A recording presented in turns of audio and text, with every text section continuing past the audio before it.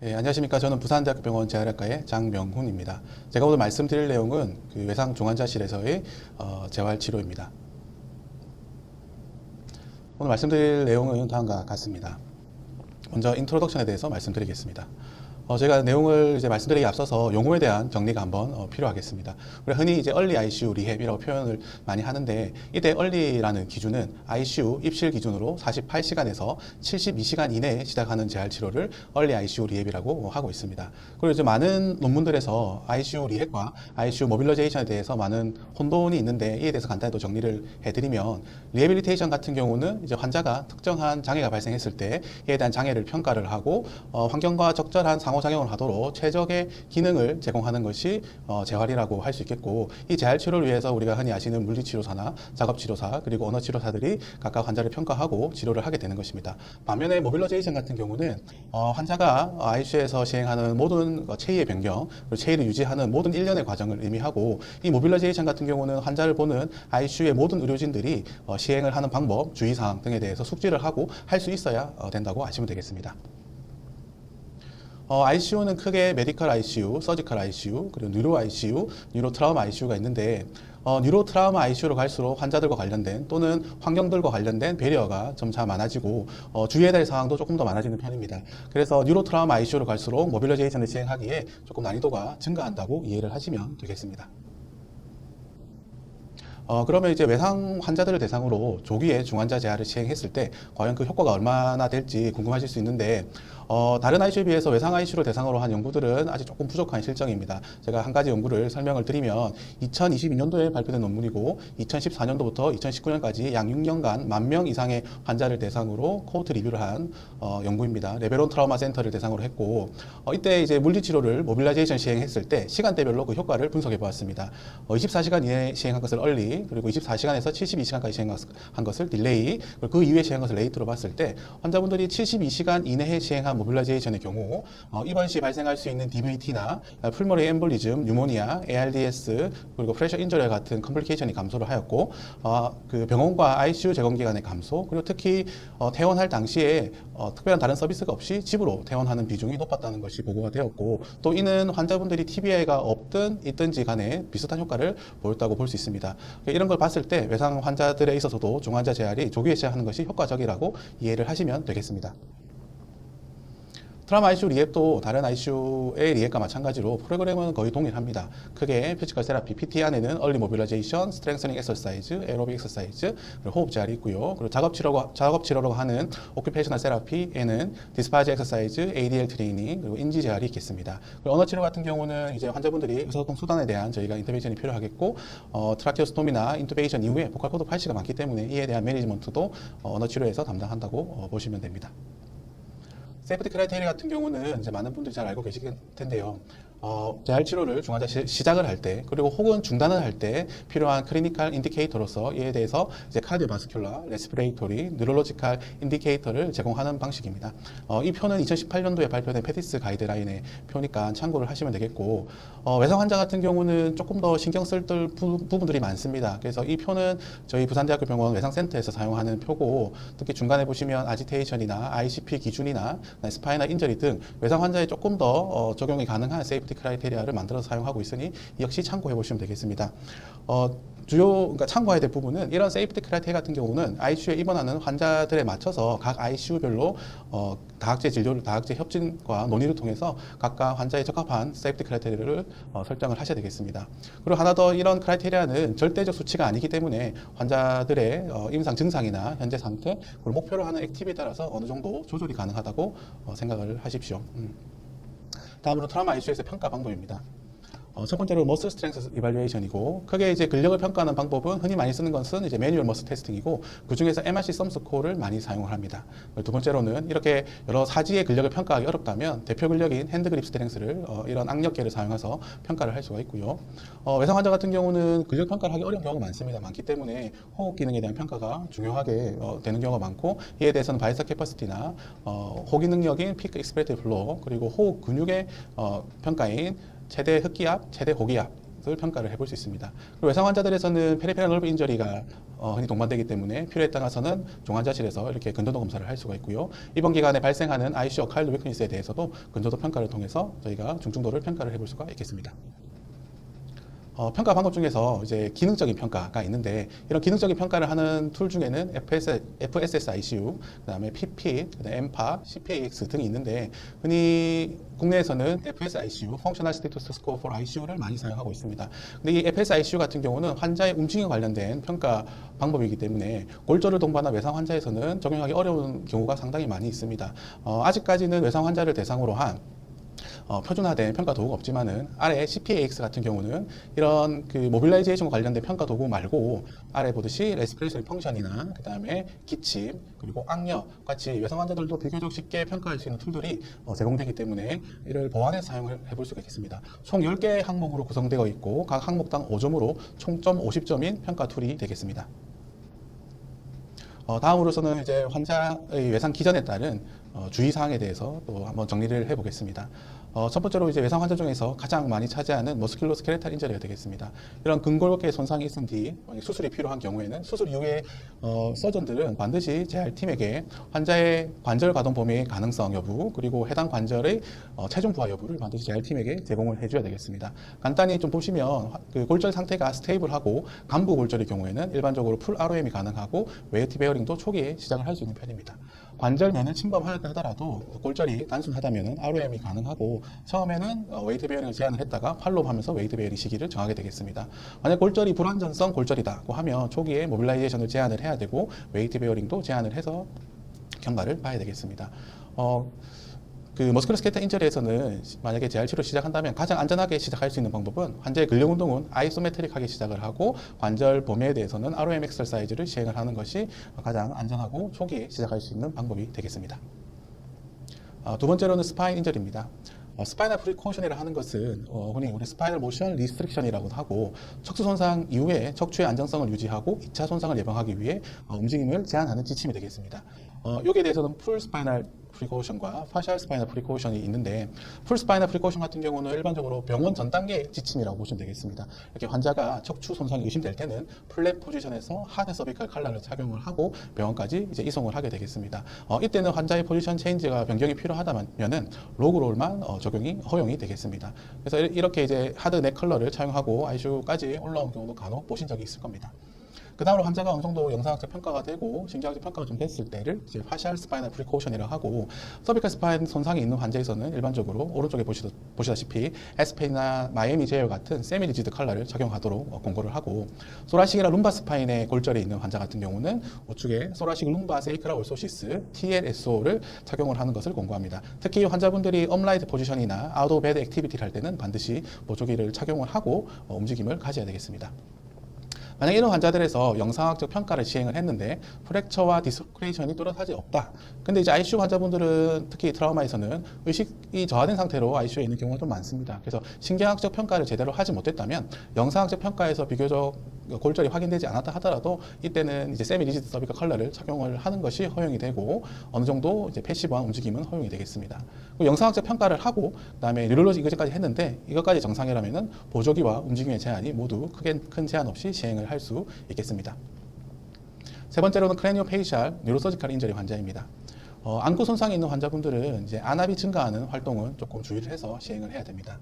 스컬 프랙처나 페이셜 프랙처, 만디블 프랙처 같은 경우는 일반적으로 큰 움직임에 제한을 두지 않고요. 뉴로코 서지컬 인저리 환자 중에서 인트라크레니얼 프레셔, ICP 모니터링을 하거나 룸바 드레인을 거치하고 있는 환자분들은 이제 헤드의 무브먼트를 가질 때는 가능한 그 드레인을 클램핑을 해서 움직임을 가지도록 하고요. 그 다음에 ICP가 증가하지 않는 선 내에서 패시브 엑서사이즈 위주로 시행을 하는 것을 권고하고 있습니다. 만약 환자가 CSF 리키지가 있는 환자라면 이런 ICP가 증가를 해서 CSF가 더욱더 리키지가 생기는 활동은 중단을 하도록 해야 되고, 환자가 만약에 크레니액토미를 시행을 했는데 아웃 오브 베드 액티비티를 해야 된다면 이때는 가능한 헬멧을 착용을 하고 재활 치료를 하는 것이 도움이 되겠습니다. 다음으로는 소라식 인저리입니다. 소라식 인저리 같은 경우는 일반적으로 큰 제한이 없이 재활 치료를 할 수가 있습니다. 많은 체스트 트라우마 환자에서 소라코스토미를 시행을 하는데 이런 이제 체스트 튜브가 있다고 하더라도 만약에 환자가 아웃 오브 베드 액티비티를 해야 되고 라지 에어릭이 없다고 한다면 이제 체스트 바틀에 있는 네거티브 프레저를 잠깐 오프를 하고 시행을 할 수가 있습니다. 반드시 이런 경우에는 주치의와 논의를 하여서 시행을 해야 되겠습니다. 카디악 인저리 같은 경우는 특별한 모빌라이제이션의 제한이 없지만은 환자분들이 저강도의 활동에서도 하트레이트나 BP의 변화가 생길 수 있기 때문에 치료하는 내내 아주 밀접한 모니터링이 필요하겠습니다. 다음으로는 업도미날 그리고 바스큘러 인저리가 되겠습니다. 일반적으로 이제 메이저 바스큘러 인저리가 하더라도 적절한 조치를 했다면은 모빌라이제이션에는 큰 제한이 없습니다. 하지만 데미지 컨트롤 바스큘러 프로시저나 그리고 BP 조절이 아주 어그레시브하게 조절이 필요한 소라식 에어틱 인저리 환자에서는 이런 손상이 완전히 회복되기 전까지는 모빌라이제이션을 제한을 해야 되겠습니다. 리버나 키드니, 스플린과 같은 솔리드 organ의 블런트 인저리 같은 경우는 지금 현재 진행 중인 그 출혈이 중단된 이후에 시행을 해야 되고 그래서 최소 헤모글로빈이 24시간 이상 안정된 것을 확인을 하고 모빌라이제이션을 시행을 해야 되고 이때도 모빌라이제이션 이후에 반드시 면밀한 감시가 필요하겠습니다. 그리고 오픈 업도멘 환자에서는 대부분의 이제 아웃 오브 베드 액티비티나 몸통을 자극하는 운동은 제한을 할 수밖에 없습니다. 그래서 이 시기에 환자들을 대상으로 운동을 할 때는 이런 침상에서 누워 있는 상태에서 하지에 얼고미터를 사용하거나 복압이 크게 증가하지 않는 범위 내에서 상지를 이용한 근력 운동 등을 해볼 수가 있겠습니다. 그리고 스토먹이나 스몰 바울, 콜론과 같은 이제 유광장기, 그다음 다이아프람, 환자가 스토미를 한 경우, 그리고 수술 이후에 많은 드레인이 있다 하더라도 모빌라이제이션에 크게 제한을 하실 필요가 없습니다. 환자가 이제 안지오그래피를 시행을 했는데 페모럴 아터리에 캐뉼라가 거치되어 있다면 일반적으로 아웃 오브 베드 액티비티가 조금 제한을 받을 수 있고 이렇게 힙 조인트에 캐뉼라가 거치되어 있기 때문에 이렇게 과도한 힙 플렉션을 하는 유발하는 자세는 피해야 되겠습니다. 그리고 캐뉼라를 제거했다면은 최소 4시간 이후의 경과를 보고 암블레이션을 조기에 시작을 하시면 되겠습니다. 다음으로는 체스트와 업도미널 트라우마 환자에 대해서 조금 더 자세히 말씀을 드리겠습니다. 가장 흔한 것이 멀티플 리프렉처 환자입니다. 일반적으로 멀티플 리프렉처 환자를 대상으로 ICU 리앱은 얼리 모빌라이제이션, 디플래싱, 이때 인센티브 스파이미터를 많이 사용을 하고요. 호흡 재교육을 위해서 다이아프라마틱 브레싱을 교육을 하고 그다음에 에어웨이 클리어런스, 즉 객단 배출을 위해서 허핑이나 스플린트 커핑을 교육을 하고 있습니다. 그리고 환자의 수능도가 좋다면은 액티브 사이클 오브 브레싱 테크닉, ACBT도 함께 교육을 해볼 수 있습니다. 그리고 환자가 인투베이션 전이나 익스투베이션 이후에 필요하다면 난 인베이시브 벤틀레이션도 환자의 치료에 도움을 줄 수가 있겠습니다. 멀티플 리프렉처 환자 같은 경우는 바이탈 캐퍼시티가 감소한 환자에서 컴플리케이션의 빈도가 높다고 보고가 되고 있습니다. 그래서 환자분들의 바이탈 캐퍼시티 측정했을 때 1000ml가 되지 않는다고 하면 합병증의 가능성이 높기 때문에 하이플로 나자 캐뉼라나 CPAP, 그다음에 NIV 같은 호흡 보조 도구를 고려를 해봐야 됩니다. 바이탈 캐퍼시티가 낮으면서 환자가 고령이거나 그리고 스모킹 병력이 있거나 플레이 체스트나 바이라테럴 멀티플 리프렉처가 있다면은 더욱더 이런 컴플리케이션의 가능성이 높기 때문에 환자를 재활 치료할 때 면밀한 치료 계획을 잡고 접근을 해야 되겠습니다. 환자의 이제 바이탈 캐퍼시티를 ICU에 측정할 때는 일반적으로 이제 경구로 측정을 하는 것이 일반적이지만 환자분들이 인투베이션이 되어 있거나 트라케오스토미를 시행한 경우도 있기 때문에 이러한 경우라면 이제 메카니컬 벤틀레이션에서 이런 바이탈 캐퍼시티를 측정하는 도구를 프로그램을 제공하는 경우도 있고요. 또 필요에 따라서는 이런 트라케오스토미나 ETT 튜브에 바로 연결할 수 있는 커넥터를 사용해서 폐 기능을 측정을 해볼 수가 있습니다. 우리가 흔히 이제 인센티브 스파이럴 미터를 사용을 해서 호흡 제한을 많이 사용을 하지만은 이런 인센티브 스파이럴 미터는 바이탈 캐퍼시티를 모니터링 하는데도 아주 훌륭한 도구가 될 수 있습니다. 멀티플 리프렉처 환자를 대상으로 이런 픽스코어라는 것이 2014년도에 개발이 되었는데요. 페인의 P, 그 다음에 인스피레이션의 I, 그리고 커프의 C를 따서 픽스코어라고 이제 이름이 지어졌습니다. 이때 이제 인스피레이션 항목 같은 경우는 이런 인센티브 스파이로미터의 볼륨을 이제 목표치를 해서 점수를 4점까지 만들어 놓고 있는 이제 점수고 각 점수에 대해서는 한번 살펴보시기 바랍니다. 하지만 만약에 각 점수 중 하나라도 1점에 해당하는 부위가 있다면은 그 부위를 중점적으로 우리가 개입을 해서 재활 치료를 해야 될 것입니다. 우측처럼 이제 환자의 픽스코어를 자가 기록지로 사용을 해서 모니터링을 한다면 이는 환자의 치료 수능도도 향상시킬 수도 있고 환자의 상태를 환자뿐만 아니라 환자를 보는 이제 의료진한테도 많은 정보를 제공할 수가 있습니다. 이런 이제 체스트 업도미널 트라우마 환자에서 인투베이션 전이나 혹은 익스투베이션 하고 나서 리인투베이션의 가능성을 줄여주기 위해서 이런 NIV를 사용하는 경우가 종종 있습니다. 이런 NIV를 사용할 때 외상 환자에서 주의를 해야 될 점은 외상 환자들에 있어서는 동반된 페이셜 인저리가 많이 있습니다. 그렇기 때문에 안면 손상의 양상에 따라서 적절한 NIV 인터페이스를 제공을 해야 됩니다. 그래서 이렇게 ICU에서 적용할 수 있는 다양한 인터페이스가 있으니 환자 상태에 맞춰서 적용을 하시면 되겠습니다. 이 챕터의 마지막으로 이제 업도미널 트라우마 환자의 케이스에 대해서 간단히 보도록 하겠습니다. 남자 54세 모터사이클 TA 환자였고요. 이 환자는 리버 라세레이션과 좌측의 다이프람 라세레이션 그리고 메젠테릭 인저리, 양측의 TBR 프랙처로 입원을 하고 리버 라세레이션과 다이프람 라세레이션에 대해서는 인터벤션과 수술적 치료를 받았습니다. 환자분이 POD 3일째 익스투베이션을 시행했는데 이때가 이제 금요일 오후였고요. 환자가 익스투베이션 한 뒤에 호흡곤란이 점차 악화돼서 이틀 뒤인 일요일 날 리인투베이션을 시행을 하였습니다. 주말간 일어난 상황이라서 재활학과가 이렇게 개입을 하기는 좀 어려운 상황이었고 그 다음 월요일 날 환자를 확인하고 평가를 하기 시작했습니다.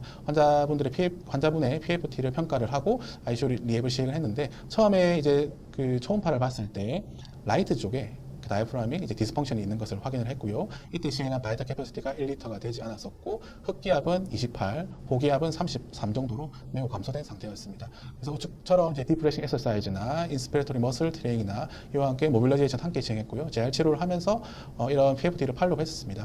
그래서 점차 팔로우 하면서 바이탈 캐퍼시티와 흑기, 호기압이 증가를 하고 객단 배출 능력이 100 정도 이상을 넘는 것을 확인하고 익스페이션을 POD 14일째 시행을 하였고 이후에는 NIV를 사용해서 호흡 보조를 하면서 무사히 ICU 디스차지를 할 수가 있었습니다. 다음으로는 뉴로 트라우마 환자에 대해서 말씀을 좀 드려보겠습니다. 첫 번째로는 트라우마틱 브레인 인저리입니다. TBI 환자의 중증도를 평가를 하는 것은 환자의 현재의 중증도를 평가를 하는 것도 중요하지만 환자의 예후와 현재 치료 목표를 세우는데 중요한 의미를 가집니다. CT 파인딩이나 또는 환자의 의식 소실 정도 등 여러 가지 방법이 있지만 ICU에서는 글라스고 코마 스케일 GCS 스코어가 가장 간단하게 사용하실 수가 있을 겁니다. GCS가 3에서 8점 같은 경우는 시비어 TBI, 9에서 12점 같은 경우는 모더레이트 TBI, 13에서 15점 같은 경우는 마일드 TBI에 해당을 합니다. 우측 사진에서 보듯이 시비어 TBI 환자는 대부분 이런 배드리듬 환자가 되겠고요. 외부 자극에 대해서 반응이 어느 정도 보이기 시작하면 이제 모더레이트 TBI, 그리고 거의 일반인처럼 자가 운동이 가능하면 마일드 TBI, 간단하게 이렇게 브로드하게 생각을 하시면 되겠습니다. 그 다음으로 TBI 환자를 평가할 수 있는 툴 중에서 란초스 로스 아미고 스케일이라는 것이 있는데 줄여서 란초 스케일로 표현을 하고 이는 환자의 어웨어니스나 코그니션 그리고 행동 그리고 주위 환경과의 인터랙션을 평가하는 도구고 그게 간단해서 환자의 인지 상태를 평가하는 도구라고 생각하시면 되겠습니다. 크게 8단계로 구성되어 있고 1단계 같은 경우는 외부 자극에 대해서 어떠한 반응도 보이지 않는 거의 코마에 가까운 단계라고 보시면 될 것 같고 8단계 같은 경우는 겉으로 보기에는 정상적으로 보이지만 고위 인지 기능에는 어느 정도 손상을 입은 환자분이라고 생각하시면 되겠습니다. 환자분의 초기에 어떤 단계에 있고 이 단계가 어떤 단계로 호전되어 나가는지를 팔로우하는 것이 필요합니다. 그래서 환자가 이제 치료를 하는 동안에 이런 란초 스케일에 맞춰서 환자의 치료의 강도라든지 환자의 의사소통 방법을 결정을 할 수 있어야 되고 특히 이제 란초 4, 5 단계에서는 대부분 환자분들이 아지테이션이 보이고 텐션이 아주 떨어져 있습니다. 떨어져 있기 때문에 주의가 필요하고 그리고 외부 자극에 대해서 아주 민감하기 때문에 ICU의 아주 시끄러운 환경을 조금 더 자극이 작은 단계의 환경으로 조금 구성을 해주시는 것도 치료에 도움이 될 수 있습니다. 그래서 이 단계에서는 가능하면 간단한 인스트럭션과 그리고 그런 간단한 인스트럭션을 반복적으로 재지시를 하도록 하고 이모셔널 서포트도 치료에 도움이 될 수가 있겠습니다. TBI 환자에 있어서 ICU 리앱의 안전성에 대해서도 조금 고민스러운 부분이 항상 많은데 이전에 나왔던 그 연구 결과들을 보면 TBI 환자들에 있어서의 얼리 모빌라이제이션 같은 경우도 다른 ICU와 비슷하게 어드버스 이벤트가 아주 낮게 보고가 되고 있습니다. 그래서 너무 걱정을 하지 않고 시행을 하셔도 될 것 같고 RM 엑서사이즈 같은 경우도 바이탈에 큰 문제가 없었고요. 그 다음에 얼리 버티컬라이제이션 뒤에도 말씀드리겠지만 이런 버티컬라이제이션 같은 경우도 바이탈에 문제가 없었고 액티브나 패시브 시팅 같은 경우에는 허트레이트만 조금 증가하는 경우가 있었다. 그리고 아래 보시면 전기 자극 치료 같은 경우도 바이탈에 크게 영향을 주지는 못했다라고 보고가 되고 있습니다. 호흡잘 같은 경우도 비슷합니다. 호흡잘 같은 경우에도 호흡잘 이후에 ICP를 증가를 시키거나 악화시키는 경우는 없다고 보고가 되고 있고 우측에 이런 이제 안부 백잉을 흔히 재활 치료에서는 이제 매뉴얼 하이퍼 인플레이션을 표현을 하는데요. 매뉴얼 하이퍼 인플레이션 같은 경우에도 크게 바이탈에 문제 없지만은 이런 안부 백잉 자체가 인트라소라식 프레셔를 증가하기 때문에 카디 아웃풋을 어느 정도는 줄이는 영향을 줄 수 있기 때문에 좀 주의가 필요하다 정도를 보고하고 있습니다. 이제 호흡잘 하는 경우에는 반드시 마지막에 가래를 배출하는 이제 석션이 필요한데 이때 석션 과정에서 ICP 부피를 증가를 시키고 카디오바스큘라의 이런 변화를 유발할 수 있으니까 이때는 조금 주의가 필요하겠습니다. 다음으로는 스파이널 코드 인저리 환자입니다. 석순호 환자의 신경 손상 정도를 평가하는 것은 이제 외상의 중증도 평가뿐만 아니라 환자 예후와 치료 계획에도 아주 중요하겠습니다. 축성성 환자의 신경학적 상태를 가장 포괄적으로 평가할 수 있는 국제 표준 도구는 ISNC SCI가 되겠습니다. 아래 사이트 주소를 적어놨는데 이쪽으로 들어가 보시면 이 스코어에 대해서 자세히 알아보실 수 있겠습니다. 우측을 보시면 사실 상당히 조금 복잡한 그림이 하나 있습니다. 이 평가를 모두 다 하기 위해서는 사실 상당한 시간이 필요하고 환자의 코어폴이 상당히 중요합니다. 그래서 ICU 초기에는 정확한 평가가 좀 어려운 경우가 많고 이를 참고해서 결과를 보셔야 되겠습니다. 그래서 만약에 이제 평가를 했는데 환자분들이 저희가 이제 기록을 하는 것을 어떤 의미를 가지는지를 대략적으로는 알고 계시는 것이 환자를 치료하실 때 도움이 될 것 같습니다. 예를 들어서 C4 테트라플레지아 AIS-A 같은 경우는 C4 미만의 손상 사지마비가 있고 그 손상 정도는 컴플리트하다는 의미를 가지고 두 번째로 T6 파라플레지아 AIS-C 같은 경우는 T6 미만에서 양측 하지의 마비가 있고 그 손상 정도는 모터 인컴플리트 인저리다 정도로 보시면 되겠습니다. 이 신경학적 평가가 중요한 것은 초기 ICU에서는 이런 신경학적 상태가 급격하게 변하는 경우가 많습니다. 그래서 환자가 초기의 신경학 상태에 비해서 신경학 정도가 나빠진다면 반드시 재활학과나 신경외과 전문의와 상의를 하고 환자의 신경학적 평가를 정확하게 다시 할 필요가 있겠습니다. 다음으로 서비칼 스파이널 코드 인저리 환자에서 조금 더 저희가 재활 치료를 할 때 주의해야 될 사항에 대해서 말씀을 드리겠습니다. 어큐트 컴플리트 테트라플레지아 환자에서는 주로 초반에 스파이널 샥 상태가 많습니다. 그렇기 때문에 시스톨릭 BP가 90mm HG 이하이거나 그리고 하트레이트가 50회 미만인 경우가 흔하게 되겠습니다. 블라디카디아의 그 기전을 잠깐 보시면 어큐트 스파이널 코드 인저리 이후에 이 레벨에서 심파테틱 시스템이 아래로 내려가는 신호가 블러킹 되게 되고 그렇게 돼서 손상 이하 부위에서는 베이갈 액티비티가 아주 도미넌트한 상태가 되겠습니다. 이로 인해서 심박수가 상당히 낮아지는 결과를 초래하게 됩니다. 그리고 이제 그 경증성 환자에서 석션을 자주 하게 되는데요. 아무래도 호흡근이 약화돼서 객단 배출이 어렵기 때문에. 근데 이런 석션을 하게 되는 것 자체가 기관지를 자극을 하게 되고 이 기관지 자극으로 베이갈 액티비티가 증가되는데 이 베이갈 액티비티를 반대로 이제 억제해줄 심파테틱 시스템 자체가 내려올 수가 없기 때문에 이런 베이갈 액티비티가 너무 과도하게 자극되는 상태가 되게 됩니다. 이로 인해서 석션을 한 뒤에 브라디카디아가 악화되거나 또는 심할 경우에는 사이너스 어레스트까지 진행하는 경우가 있습니다. 그래서 이런 환자들 경우에는 석션을 하기 전이나 혹은 석션 중에 아트로핀을 투여하는 것을 염두에 둬야 되겠습니다. 서비컬 스파이널 코드 인저리 환자에서 또 이런 올소스테틱 하이퍼텐션 또는 포스츄럴 하이퍼텐션이 흔하게 발생합니다. 흔히 T6 레벨 이하의 손상에서 보고가 되고 있고 많은 환자에서 이런 OH가 있다 하더라도 40% 이상의 환자에서는 증상이 없는 경우가 많습니다. 증상이 없이 BP가 떨어지기 때문에 모빌라이제이션이나 이런 체위 변경을 할 때는 반드시 BP를 모니터링하면서 주의를 해야 되겠습니다. 이런 OH의 패소피지올로지와 매니지먼트를 보시면 척수손상 이하 부위에 혈관운동 중추의 이상으로 인해서 이런 내장 혈관 영역의 바조 컨트릭션이 문제가 되기 때문에 복부에 있는 그 혈액을 위쪽으로 잘 짜올리지 못합니다. 그래서 이런 것을 보완하기 위해서 우측처럼 복대를 해서 압력을 높일 수가 있고요. 하지 같은 경우는 마비가 되기 때문에 이런 양측 하지의 마비로 인한 비너스 펌핑이 또 기능을 소실하게 됩니다. 그래서 이를 보완하기 위해서 또 그 허벅지 중간까지 아주 갈 수 있는 압력이 높은 컴프레션 스타킹을 착용을 하는 것을 권고하고 있습니다. 특히 환자가 슈파인에서 시팅이나 댕글링, 스탠딩으로 갈 때는 BP를 모니터링하면서 반드시 복대와 압박 스타킹을 착용을 하여 시행을 하셔야 되겠습니다. 자, 그럼 이제 누로토라마 환자에서의 치료에 관련돼서 몇 가지를 조금 알아보겠습니다. 신경손상 환자분들은 이제 마비로 인한 부동과 경직으로 인한 이런 불수의적 근수축으로 인해서 관절 구축이 발생 가능성이 매우 높습니다. 그래서 초기에 관절 구축 예방을 하는 것이 아주 중요하겠습니다. 이런 적절한 매니지먼트로는 1번은 환자의 자세를 잘 잡아주는 것입니다. 그래서 환자가 관절 구축을 피할 수 있는 적절한 포지셔닝을 해주는 것이 1번이고 그리고 가능한 바이탈이 안전하다면 바로 ROM 엑서사이즈를 시행을 하시면 되겠습니다. 재활 치료를 하는 것보다는 ICU보다는 환자가 혼자 있는 시간이 훨씬 많기 때문에 환자의 바이탈 사인이 안전하고, 그다음에 환자가 이제 관절 구축의 가능성이 높다면은 이런 보조기나 스플린팅을 하는 것을 고려해야 되겠습니다. 대신에 이런 보조기를 적용할 때 주의해야 될 상황은 환자가 보조기 안에서 움직임이 발생하면서 압력이 증가할 수 있기 때문에 욕창의 발생에 대해서 주의가 돼야 되고, 이런 압력의 증가로 인한 통증이 증가할 수 있기 때문에 이에 대해서도 주기적인 모니터링이 필요하겠습니다. 초기에 이렇게 환자를 개입을 해서 관절 구축을 예방하는 것은 비교적 간단하고 비용도 크게 들지 않지만 추후에 환자가 관절 구축이 발생한 뒤에는 치료도 어려울 뿐만 아니라 시간도 오래 걸리고 비용적인 측면에서 손해기 때문에 반드시 초기에 이런 인터벤션을 잘 처리를 해야 되겠습니다. 그 다음으로는 전기자극 치료, 뉴로머스쿨라 일렉트리컬 스티뮬레이션입니다. 이 치료의 장점은 난 인베이시브하다는 것이고, 그리고 환자의 코프레션이 전혀 필요가 없고, 환자의 카디악, 레스피레이션 펑션이 불안전하다 하더라도 비교적 안전하게 시행을 할 수 있는 치료 방법이 되겠습니다.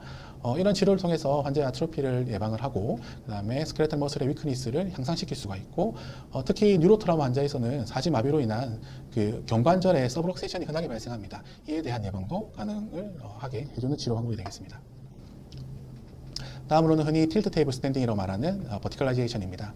이 틸트 테이블 스탠딩은 환자의 어라우저를 자극을 할 수가 있고, 이런 스탠딩을 해서 관절에 자극을 주기 때문에 프로프리오 세션이나 포스추럴 스티뮬레이션을 제공을 할 수가 있습니다. 또 관절 구축에도 효과를 줄 수가 있는데, 발목 관절 같은 경우는 체중으로서 눌러줌으로써 구축에 대한 예방 효과를 가질 수가 있고, 상지 같은 경우는 중력을 이용해서 늘어뜨림으로써 관절 구축의 예방 효과를 노릴 수가 있습니다.